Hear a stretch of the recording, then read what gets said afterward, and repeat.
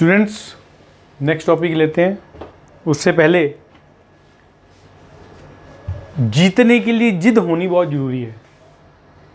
जिद की जितनी ज़्यादा आपके ताकत होगी उतनी ही आप सफलता प्राप्त करेंगे।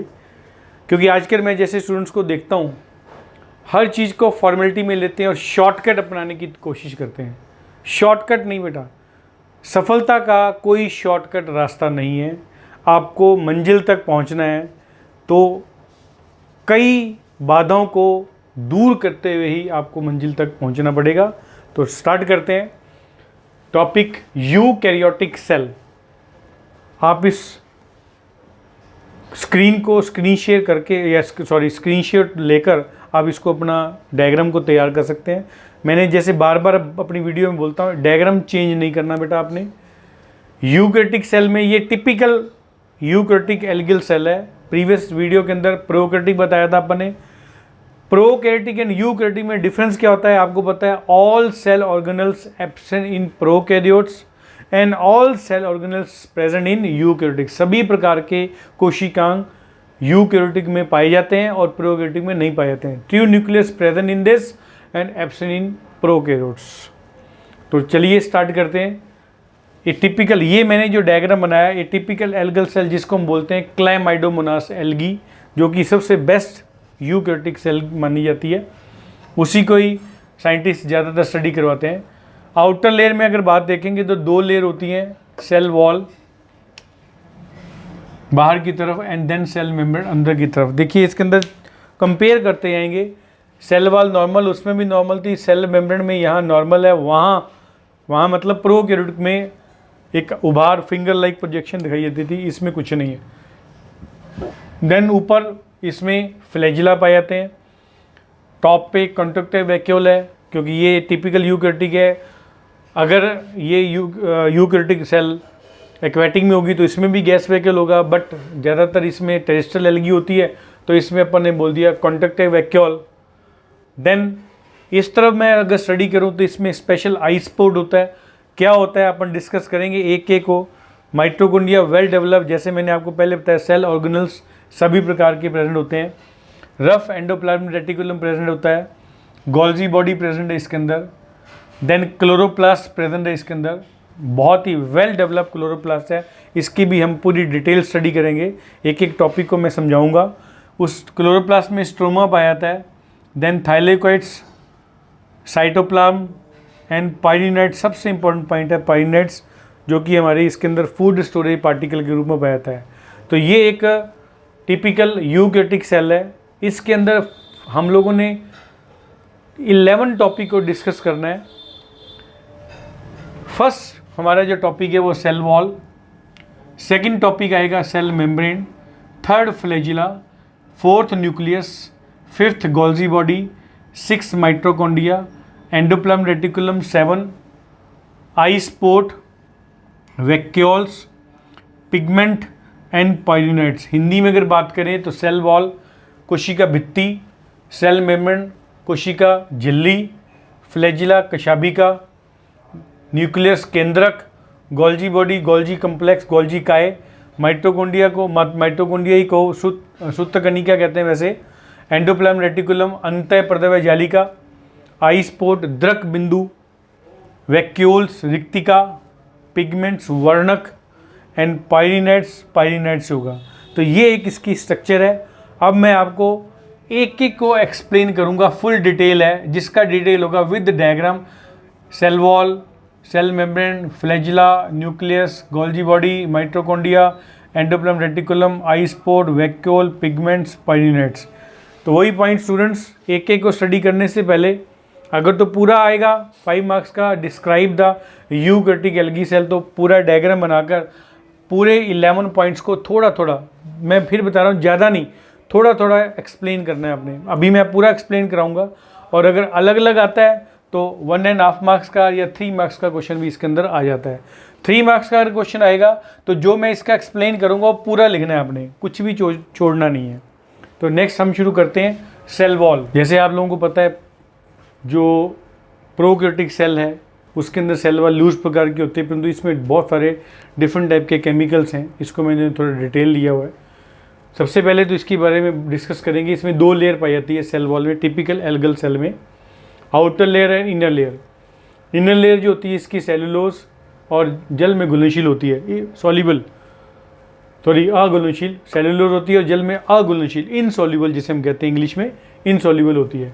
और आउटर लेयर किसकी बनी होती है? पैक्टीन, म्यूसिलेज एंड प्रोटीन की बनी होती है, जो कि उबलते जल में घुलनशील है। ये भी याद रखना, उबलता जल अगर आता है तो ये घुल जाएगी, नहीं तो ये भी नहीं घुलेगी।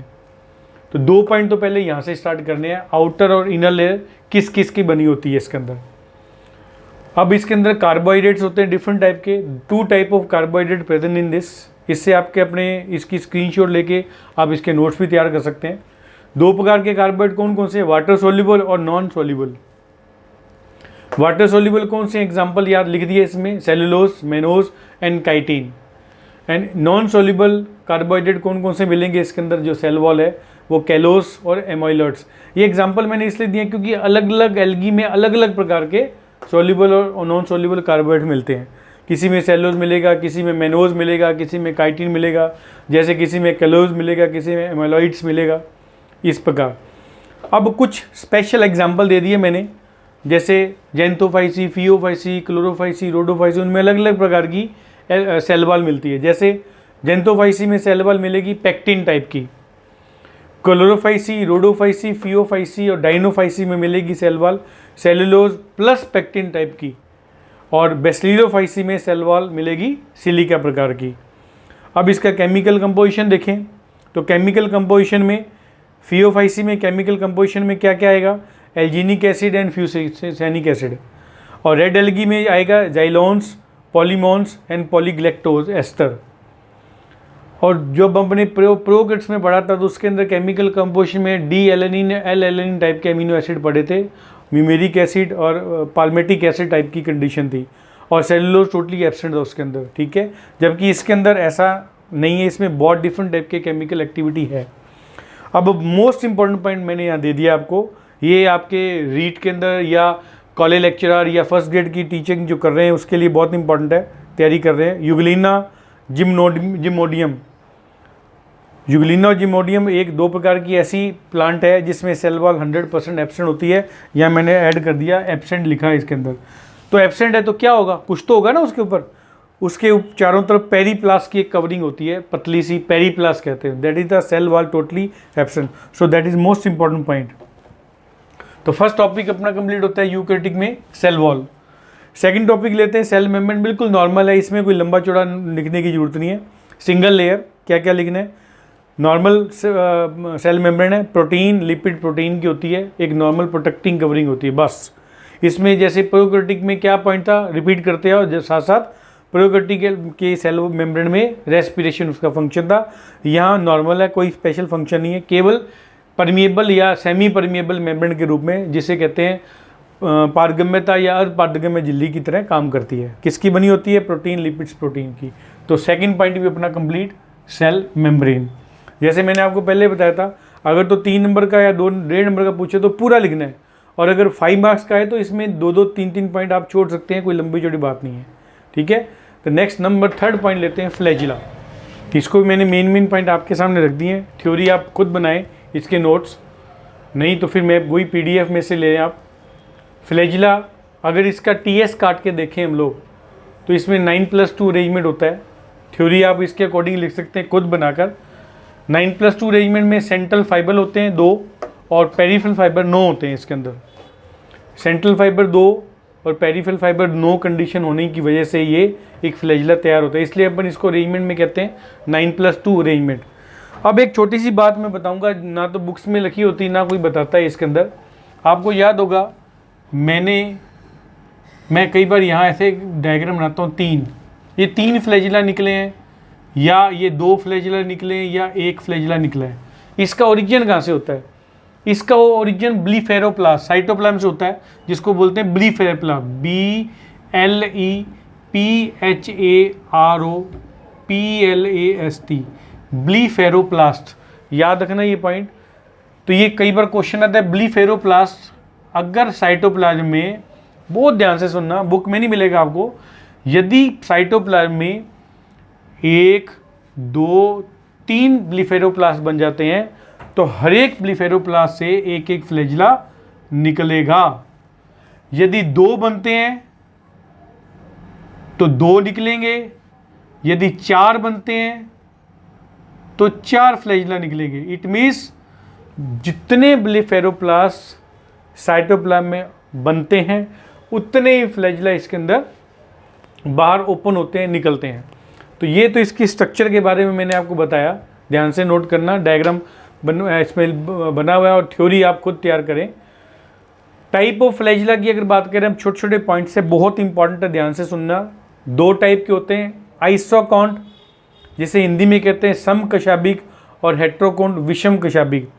आइसोकॉन्ट और हेट्रोकॉन्ट की कंडीशन क्या होती है, डायग्राम देख सकते हैं। ये जो डायग्राम बन रहा है दैट इज द आइसोकॉन्ट, जब सभी फ्लैजिला एक समान लेवल पे समान आकृति के होते हैं उसको आइसोकॉन्ट कहते हैं। यदि फ्लैजिला एक साइज में बड़ा और एक साइज में छोटा होता है उसको हम क्या कहते हैं, हेट्रोकॉन्ट विषम कशाभिक। ये आप थ्योरी खुद बनाकर और विद डायग्राम इसको लिख सकते हैं। फिर आएगा on the basis of number and position. Number and position के अकॉर्डिंग भी फ्लैजिला के होते हैं, आइसोकॉन्टी, हेट्रोकॉन्टी, स्टीफेनोकॉन्टी और एकॉन्टी। आइसोकॉन्टी में क्या करना है, आपको याद करना है, 2 समान फ्लैजिला मिलेंगे। आइसोकॉन्टी में सेम कंडीशन है, हेट्रोकॉन्टी भी सेम कंडीशन, इसमें भी 2 ही मिलेंगे, 3 में नहीं, याद करना 3 और में कंफर्म नहीं होगा। आइसोकॉन्टी में 2, हेट्रोकॉन्टी में भी 2। आइसोकॉन्टी में 2 इक्वल लेवल के, हेट्रोकॉन्टी में एक बड़ा एक छोटा। और स्टीफेनोकॉन्टी में क्या याद रखना है, जैसे ये एक फॉर एग्जांपल आपका एल्गी सेल है तो इसके चारों एंड में, चारों तरफ एल्गी के फ्लैजिला पाया जाता है। फॉर एग्जांपल जैसे ये एल्गी की कंडीशन है, उसके ऊपर फ्लैजिला पाए जाते हैं, तो इसके चारों पोजीशन में एल्गी आपको फ्लैजिला मिलेंगे, उसको हम बोलते हैं स्टीफेनोकॉन्ट। याद रखना, इसको इस प्रकार भी लिख सकते हैं, वल्ले में, मतलब एक रिंग में पाए जाते हैं, एक वल्ले के अंदर चारों तरफ फ्लैजिला पाए जाते हैं। डायग्राम आप बना सकते हैं। एकॉन्टी में जब फ्लैजिला एब्सेंट होता है, एब्सेंट फ्लैजिला टोटली एब्सेंट मिलेगा, उसको हम बोलते हैं एकॉन्टी। अब आएगा on the basis of morphology. Morphology के आधार पर भी इसमें फ्लैजिला मिलते हैं। विप्लैश एंड टेंसिल, विप्लैश प्रतोद और टेंसिल कुर्चक। विप्लैश में क्या याद रखना है, फिर थ्योरी में लिख सकते हैं, हेयर एब्सेंट, जिसमें हेयर नहीं पाए जाते, स्मूथ, बिल्कुल स्मूथ प्रकार का। जैसे अगर मैं यहाँ डायग्राम बना के देता हूँ आपको, और इस प्रकार का कुछ नहीं है इसके अंदर, ये देखिए आप, कोई आउट ग्रोथ नहीं है, सिंपल, इसको कहते हैं स्मूथ प्रतोद। और टेंसिल में हल्के हल्के हेयर पाए जाते हैं। और यहाँ पॉइंट नोट कर लेना, इसको कहते हैं फिलीमस, FLIMMERS, फिलीमस। जो छोटे छोटे हेयर आप ये डायग्राम देख रहे हैं पाए जाते हैं, यदि किसी फ्लैजिला के दोनों तरफ छोटे छोटे हेयर पाए जाएं उसको टेंसिल कहते हैं और उन हेयर को फिलीमस कहते हैं। ये याद रखना, आपको थ्योरी लिख सकते हैं। तीसरा पॉइंट आएगा ऑन द बेसिस ऑफ फिलीमस। अब फिलीमस जो मैंने अभी आपको बताया उसके बेस पे भी फ्लैजिला इसके अंदर है। मैं इसको रिमूव कर देता हूँ ताकि कंफ्यूज ना हो जाए आप। 3 टाइप के होते हैं इसके अकॉर्डिंग टू फिलीमर, पेंटोनिमेटिक, पेंटाक्रोनिमेटिक और स्टेकोनिमेटिक। याद रखना, बहुत इंपॉर्टेंट। पेंटानिमेटिक, इन दोनों में पॉइंट्स में क्या लग रहा है, नॉर्मल वे में देखेंगे तो आपको लगता है दोनों एक जैसे ही हैं, नहीं, ध्यान से देखना।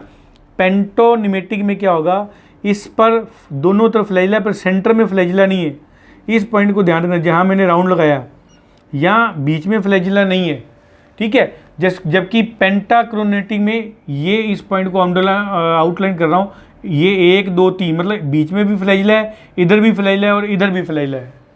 इस प्रकार की कंडीशन है, बहुत ही छोटा सा है परंतु बहुत इंपॉर्टेंट है। और तीसरा स्टिकोनिमेटिक में होता है, फ्लैजिला के एक साइड में फिलीमस हैं, दूसरी साइड में फिलीमस टोटली एब्सेंट होते हैं। ये हमारे फ्लैजिला के बारे में। सेम पॉइंट जैसे मैंने आपको बताया, 3 नंबर का डायरेक्ट आएगा, describe the flagella in algae. तो आप पूरा का पूरा लिखेंगे, 100% क्वेश्चन मार्क्स मिलेंगे 3 के 3। अगर पूछे 5 नंबर का तो थोड़ा सा इसकी स्ट्रक्चर लिख के आप आगे जा सकते हैं। फ्लैजिला के टाइप लिखने की जरूरत नहीं है वहाँ। 1 मिनट में रिपीट कर देता हूँ। टाइप ऑफ फ्लैजिला में सिंपल पहले 2 टाइप के फ्लैजिला हैं, आइसोकॉन्टी और हेट्रोकॉन्टी, विषम और सम और विषम on the basis of number and position में आइसोकॉन्ड, हेट्रोकॉन्ड, स्टेफेनोकॉन्ड, एकॉन्ड। आइसोकॉन्टी में 2 फ्लैजिला समान, हेट्रोकॉन्टी में 2 फ्लैजिला, एक छोटा एक बड़ा, और स्टेफेनोकॉन्टी में वल्ले में प्रेजेंट है, एक कॉन्टी में absent. Then on the basis of morphology whiplash and tinsel. Whiplash में बिल्कुल स्मूथ, यहाँ लिख दिया मैंने हेयर एब्सेंट, ठीक है, इसको लिख दिया मैंने हेयर एब्सेंट इसके अंदर, और टेंसिल में हेयर प्रेजेंट है, हेयर का नाम भी लिख दिया फिलीमस, कुछ नहीं छोड़ना अपने को, फिलीमस कहते हैं। अब तीसरा पॉइंट आएगा ऑन द बेसिस ऑफ फिलीमस, पेंटोनिमेटिक, पेंटाक्रोमेटिक और स्टिकोनोमेटिक। पेंटानिमेटिक में ऊपर 2 फ्लैजिला के बीच में फ्लैजिला नहीं है, इसमें दोनों तीनों तरफ फ्लैजिला है, इसमें एक तरफ फ्लैजिला है और एक तरफ फ्लैजिला पूरे में नहीं है। ये आएगा हमारा flagella number 3rd point. Next करेंगे हम सेम पॉइंट न्यूक्लियस के बारे में। मेन पॉइंट मैंने यहाँ डाल दिए। न्यूक्लियस के बारे में लिख सकते हैं आप, यूकैरियोटिक एल्गी है जिसके अंदर न्यूक्लियस पाया जाता है। न्यूक्लियस डबल लेयर स्ट्रक्चर होती है, वेल डेवलप्ड न्यूक्लियस प्रेजेंट होता है, जिसके अंदर हम लिख सकते हैं केंद्रिका पाई जाती है, इसके अंदर न्यूक्लियोलस क्रोमेटिन नेटवर्क पाए जाते हैं, केंद्रक न्यूक्लियोप्लाज्म पाया जाता है, सब कुछ all are present in this. Main character क्या है ये इंपॉर्टेंट है, इसकी पोजीशन कैसे कैसे कहाँ कहाँ पाया जाता है। जैसे स्पाइरोगायरा, स्पाइरोगायरा एक ऐसी एल्गी है जिसमें साइटोप्लाज्मिक थ्रेड होते हैं, तो साइटोप्लाज्मिक थ्रेड में स्पाइरोगायरा प्रेजेंट होता है, साइटोप्लाज्मिक थ्रेड में। साइज़ के बारे में अगर पूछे, साइज़ इसमें 1 म्यू से लेकर 80 म्यू, 1 म्यू से लेकर 80 म्यू तक इसका साइज़ होता है। एल्गी की बात कर रहे हैं अपन, इसके अलावा कहीं नहीं जाना। डाइनोफ्लैजिलेट एक स्पेशल एल्गी होती है, डाइनोफ्लैजिलेट, जिसके अंदर न्यूक्लियस मेम्ब्रेन तो प्रेजेंट है। मोस्ट इंपॉर्टेंट पॉइंट है, ये इंपॉर्टेंट पॉइंट बता रहा हूँ मैं आपको। बट कंडेंस क्रोमोसोम प्रेजेंट, इसमें क्रोमोसोम जो कंडेंस होते हैं वो एब्सेंट होते हैं। Nucleus membrane present but condense chromosome 100% absent होते हैं इसके अंदर। अब मेन पॉइंट देखें, इन क्लेडो कारेल्स एंड क्लेडोफोरेल्स, ये भी एक इसके ऑर्डर हैं इसके एल्गी के। कारेल्स जिसमें कारा होता है, क्लेडोफोरा होता है जिसमें क्लेडोफोरस कहते हैं। मल्टी न्यूक्लियेट कंडीशन प्रेजेंट होती है, मतलब एक नहीं एक से ज़्यादा न्यूक्लियस इसमें पाए जाते हैं। क्रोमोसोम साइज़ की बात करें तो 0.25 म्यू से लेस, याद रखना इस पॉइंट को ध्यान रखना, मतलब मिनिमम से मिनिमम 0.25 और इससे कम मिलेगा आपको, लेस मिलेगा। और एक एक्स्ट्रा पॉइंट दे दिया, यूलोट्राइकेल्स। यूलोट्राइकेल्स एक ऑर्डर है जिसके अंदर एक मात्र जिसमें है, जिस 12 म्यू, मतलब 0.25 से बहुत ज़्यादा बड़ा क्रोमोसोम पाया जाता है।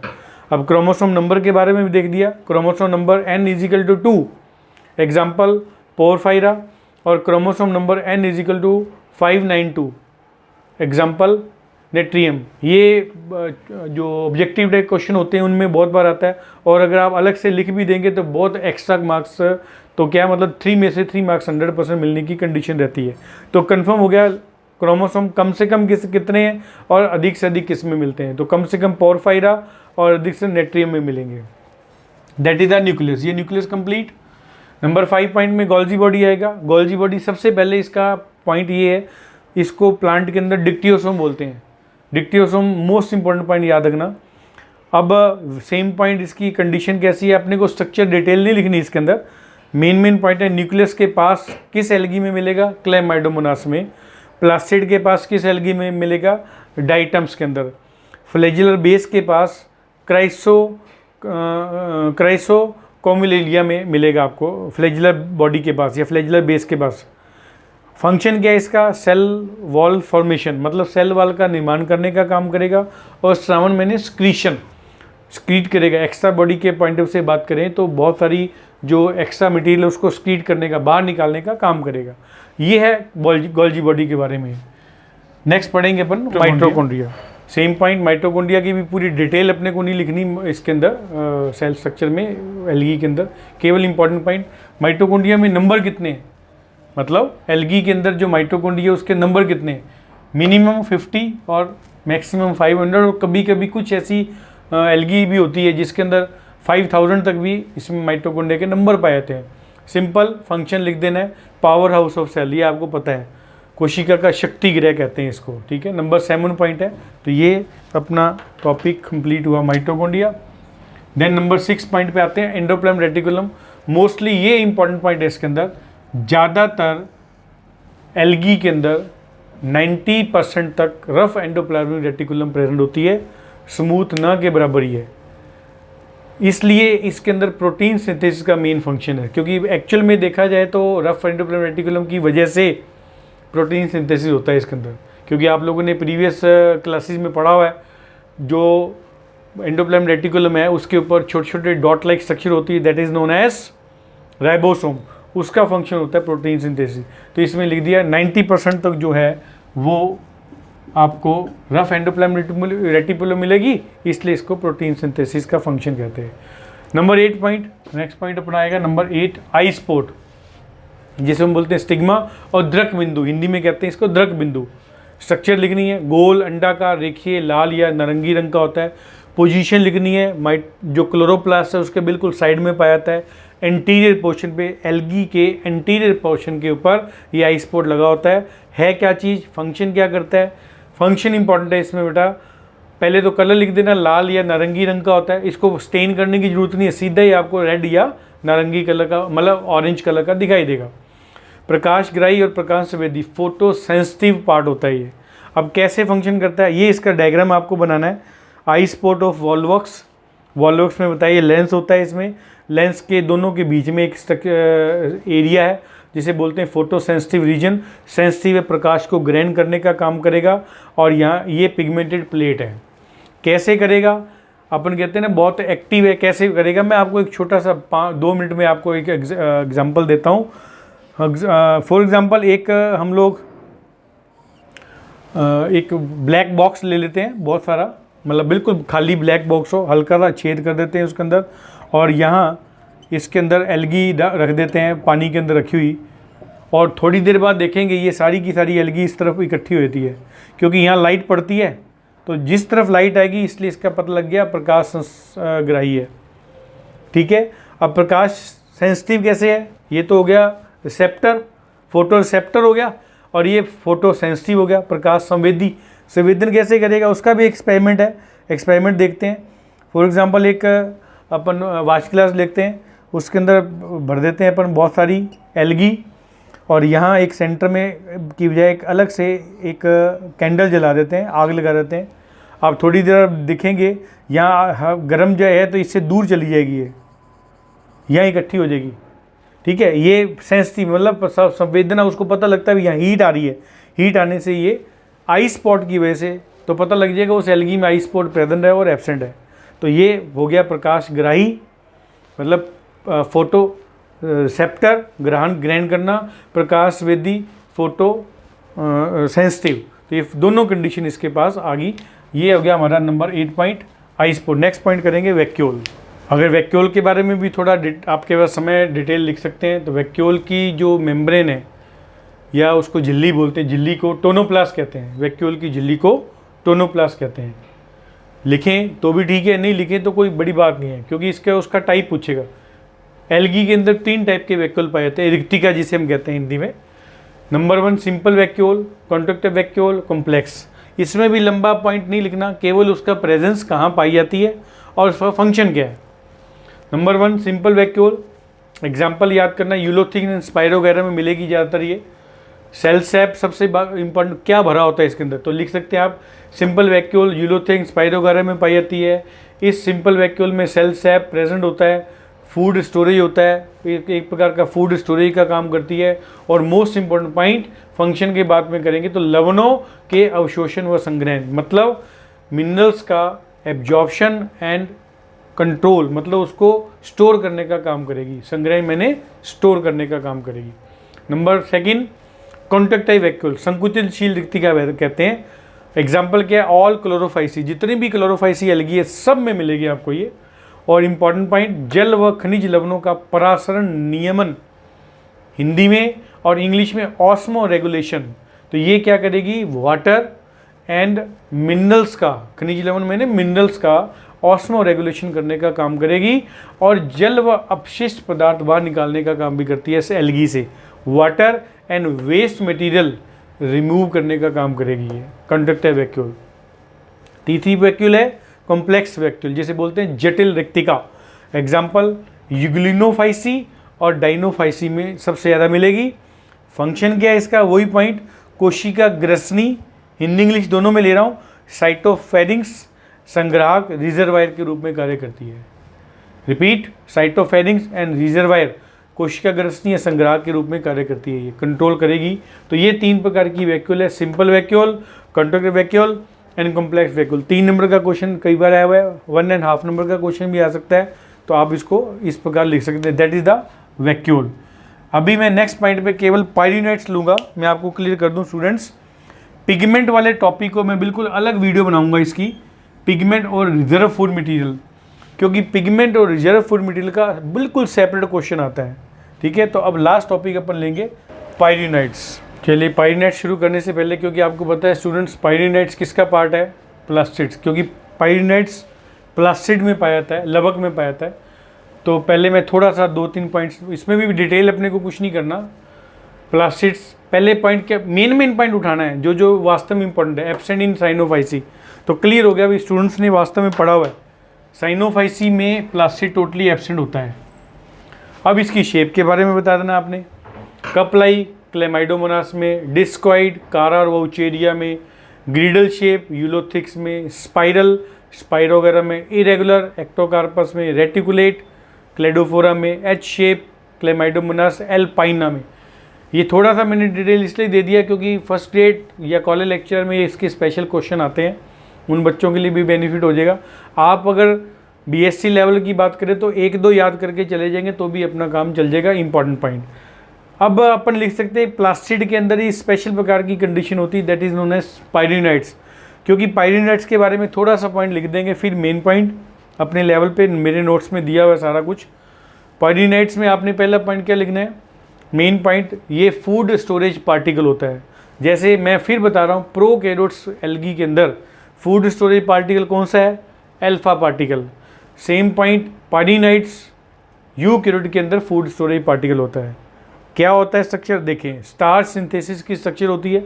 जैसे आपने पढ़ा है एंडोप्लाज्म रेटिकुलम क्या करेगा, प्रोटीन सिंथेसिस की। ये छोटे छोटे ऑब्जेक्टिव डे क्वेश्चन में बड़ा कंफ्यूज रहता है स्टूडेंट्स को, नीट में, रीट के अंदर या फर्स्ट ग्रेड में या कॉलेज लेक्चरर में। स्टार्च सिंथेसिस की स्ट्रक्चर होती है ये पायरिनाइट्स हमेशा। कैसे बनी होती है, प्रोटीन तंतुओं से बनी होती है जिनकी प्रोटीनों को स्टार्च से घिरी होती है, मतलब प्रोटीन के चारों तरफ स्टार्च। ऐसी संरचना जिसके प्रोटीन के चारों तरफ स्टार्च लगा हो उसको पायरिनाइट्स कहते हैं, दिमाग में बैठा लें। अब मेन पॉइंट वही पंचिंग पॉइंट जो बहुत इंपॉर्टेंट है, एब्सेंट इन माइक्रोस्पोरा और सेंडेस्मम। ये क्वेश्चन बन गया, छोटा क्वेश्चन भी बन गया आपका, उसके ऑब्जेक्टिव डे क्वेश्चन। पायरिनाइट किस एल्गी में नहीं पाया था, माइक्रोस्पोरा और सेंडेस्मम 2 एल्गी में पायरिनाइट्स एब्सेंट होता है।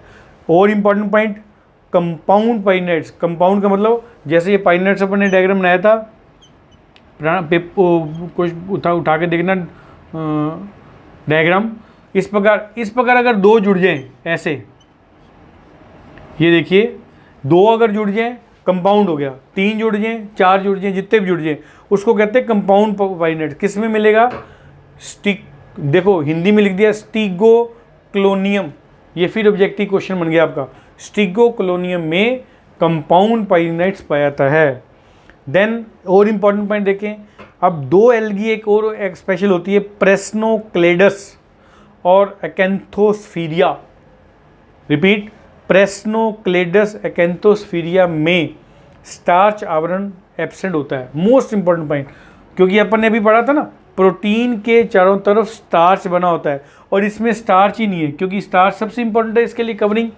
अब जब स्टार्च नहीं है तो इस प्रकार के पायरिनाइट्स को पॉलर कहते हैं। ये क्वेश्चन बहुत बार आया हुआ है, बड़े क्वेश्चन में, आरएस में भी पूछा गया है और फर्स्ट ग्रेड में और कॉलेज लेक्चर में पूछा गया है। पॉलर पायरिनाइट्स क्या होता है, तो सिंपल पॉइंट लिख सकते हैं, स्टार्च एब्सेंट आवरण। एग्जाम्पल प्रेस्नोक्लेडस और एकेंथोस्फीरिया। तो ये अपना एक मेन टॉपिक कंप्लीट हो गया, सेल स्ट्रक्चर इन यूकैरियोट्स। मैंने आपको पहले बता दिया पिगमेंट और रिजर्व फूड मटेरियल का फुल क्वेश्चन आता है, इसलिए मैं उसकी वीडियो अलग से दूंगा। अलग से टॉपिक है पिगमेंट्स का और फूड मटेरियल का, रिजर्व फूड मटेरियल का। तो that is the eukaryotic algal in cell. तो स्टूडेंट्स फिर वही पॉइंट, जैसे मैं शुरू में बताता हूँ, अगर इसके फुल नोट्स लेने हैं आपने PDF के पॉइंट ऑफ से, आप मुझे मेल करें, मेल करेंगे, मैं आपको PDF सेंड करूँगा। कुछ बच्चों के मेरे पास मेल आए भी हैं, मैंने उनको मेल सेंड कर भी दिया है और उन्होंने अपने नोट्स ले लिए होंगे, मेरे नोट्स डाउनलोड कर लिए होंगे। मेरी वीडियो कैसी लगी कमेंट बॉक्स में जाकर कमेंट करें, लाइक करें, शेयर करें। अगर आपने चैनल सब्सक्राइब नहीं किया है तो उसको सब्सक्राइब करें, बेल आइकन दबाएं ताकि आपको वीडियो समय समय पर मिलती रहे। Thank you very much. Again, shortcut नहीं है बेटा ज़िंदगी में, आपको स्टडी ही करनी पड़ेगी। आपके छोटा शॉर्टकट मिल जाए वो नहीं है, सॉरी उसके लिए। तो थैंक यू वेरी मच।